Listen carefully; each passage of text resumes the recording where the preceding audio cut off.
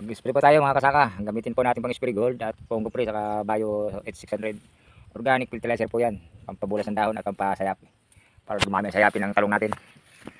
Oras po ngayon, alas 4 ng hapon. Tama-tama natin po ng pag-spray.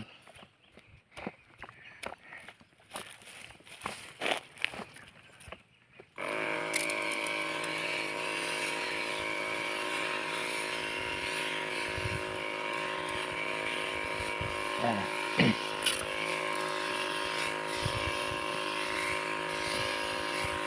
Ano na to mga kasaka, sobrang 30 days old na itong mga talong natin.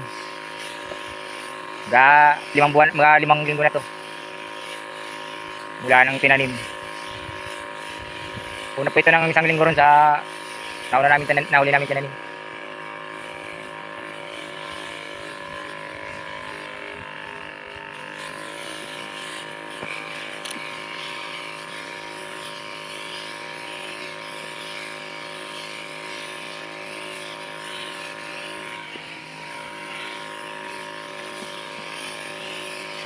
Dito para parehas yung talong. Yung maliit, may yan po, nakataga na ng uod yan. May painilan nila na pong pinipinsala yung mga uod.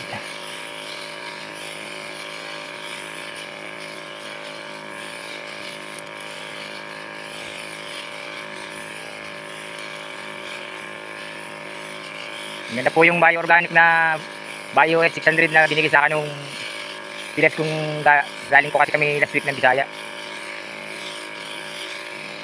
Wala po dito nung nirecommend na sa akin gamot. Yung 40 plus F2. Organic po siya. Pang spray sa ano. Wala po dito sa Kamsur.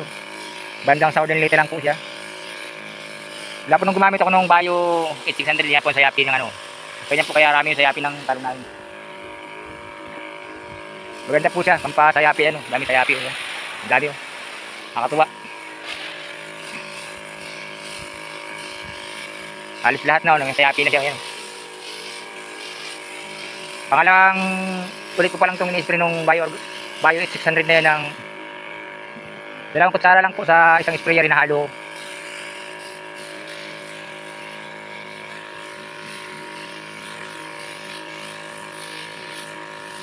Maganda siya sa talong, mga green na green yung dahon. Kahit sobrang init dito, maganda sa ano, maganda pa rin yung resulta. Kahapon po nag-abono kami, tapos lang namin mag-abono kahapon. Alas 2 araw kami nag-abono nito, partner ko.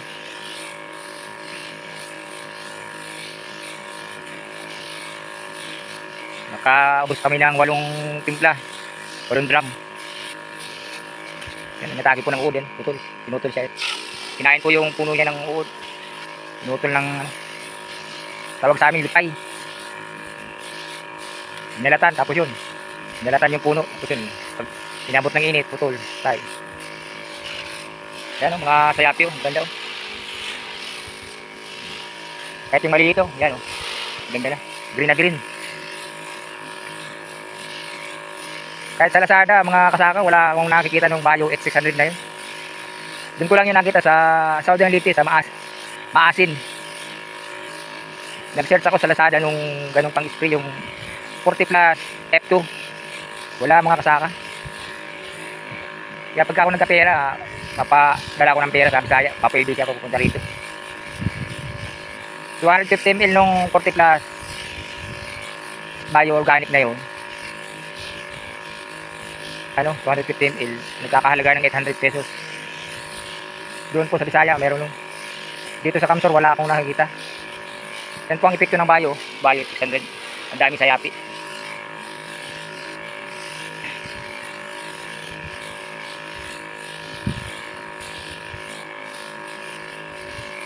Yan o, mga bulaklak na siya. Madalawang linggo pa, may kakapagulay na dito.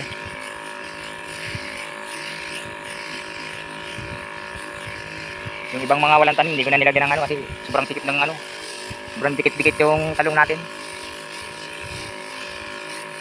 Pangit daw po pag sobrang dikit-dikit, halos mo mahigit lang 1 dangkal yung pagitan. Kaya di na tayo mag-ugip yan, mga walang laman. Hindi natin lalagyan yan.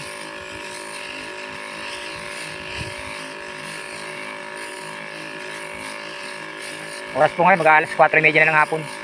Kaya bili tayo ng punggol pre kasi nataga ng punggol yung ating talong. Mamaya tatanggalin natin yun para hindi na makahawa. Sabi niya nakakahawa daw yun. Kaya bubunutin natin yun. Ano po yan, nagkapunggos gawa nung halos ilang araw na ulan dito. Kung dito po nasa Kapatagan, ano to, lalulo din to sa baha. Yung iba naming kasamahan doon sa walang plastic mat, ano lang siya. Yung iba na namatay sa sobrang ulan, babad yung mga puno kaya hindi naka-recover. Swerte lang po tayo kasi yung pwesto natin tagilid dyan, hindi na-stuck yung tubig. Ito ang advantage pag tagulan, tagilid.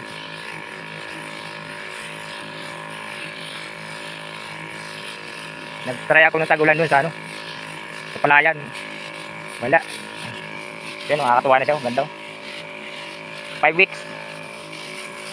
Wala pa itong magpa 5 weeks pa lang ko yan. Ganda na ng talong natin. Nakakawala na ng pagod. So, ganito na ang talong. Sabi nga ng mga kasamahan ko dito, pwede na raw ipangutang.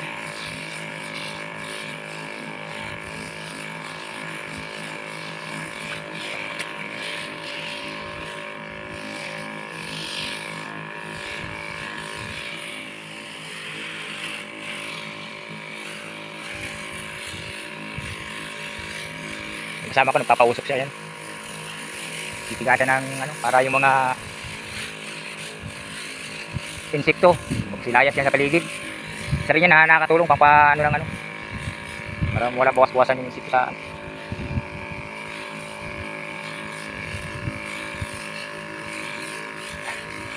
mahal po ng talong ngayon dito sa amin. Sa upper daw po yung retail 80 yung kilo.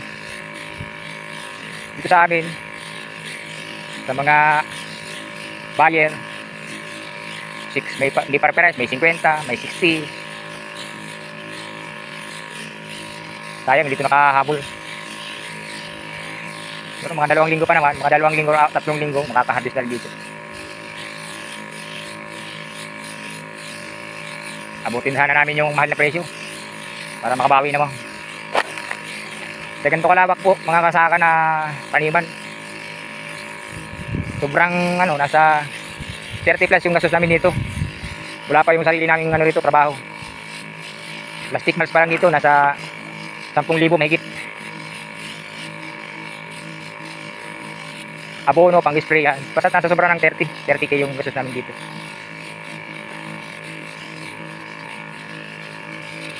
Pero hindi namin iniisip yung gastos kasi pag ganito na ang talong. Kumain lang tayo ng may kapal.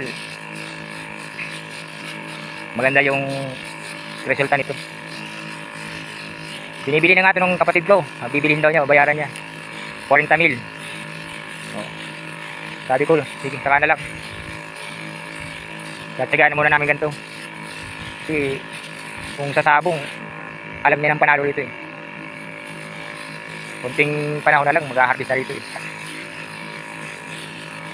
Tinaniman ko din po ito nung nakaraan. Hindi pa ganito kalawak to, halos may nilagdagan pa rin. Lang ito dati, single lang ito, 40 lin lang ito, 4 na pong linya, 4,000 lang halos sa puno, nakaka 550 kilos pa ako rito noon. Ngayon, mas malawak ito ngayon, halos nasa ito 52 na linya, 52 linya po ito. Kaya na halos nadagdag 12 linya nadagdag. Plus, nadagdagan pa namin ng mahaba. Nakapag-adjust pa po kami ng halos 5 metro. Kaya nang umabot ito halos ng mahigit 7,000 na puno.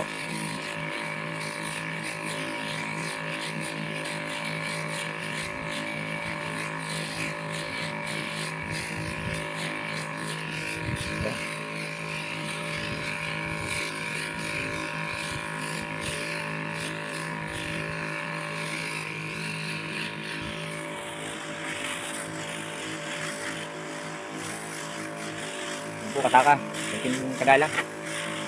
Nakatulit din natin yung hinawa. Yun po, kasama ko yun. Layo, sa kabilang kanto. papausok.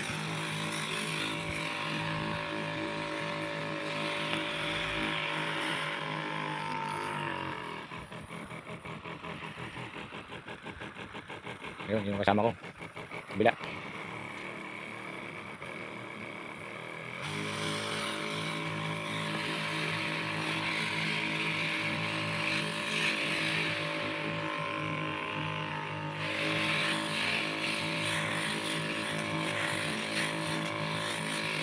Ito po yung nalit na ngalos isang linggo rito. Yan. Sumabol na rin siya. Yan. Dami sa yapi niya. Yan. Yan po ang epekto ng Bio 8600. Wala po niyan dito kahit sa DE.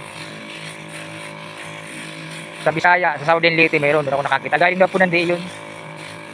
Pinabigay doon sa mga magsasaka sa Southern Leyte. So, hindi naman tatanim yung bilas ko. Kaya yung binigyan niya ako ng 3 sachet. 100 grams po per sachet. Tapos ang halo daw po nung isang sachet, 100 grams sa isang nahalo po sa 1 drum na tubig.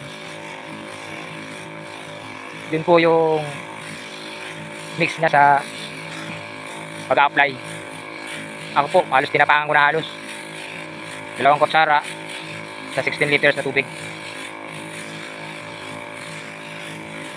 Maganda naman resulta yun. Napakaganda po.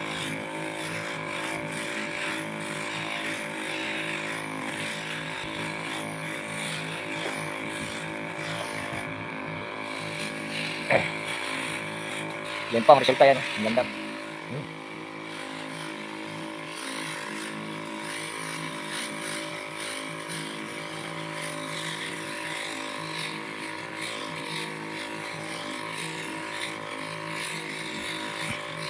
Susunod, mag-a-apply ulit kami ng abono nito.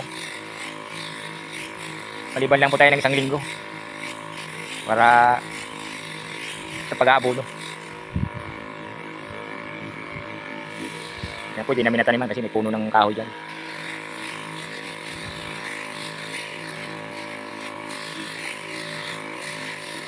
Ito medyo payat kasi nasa gilid ng puno ng nyug. Ito po yung dinaanan dati ng tubig yan. Halos ilang puno yung namatay. Hindi na namin tinaniman kasi halos tikit-tikit naman sa kabila.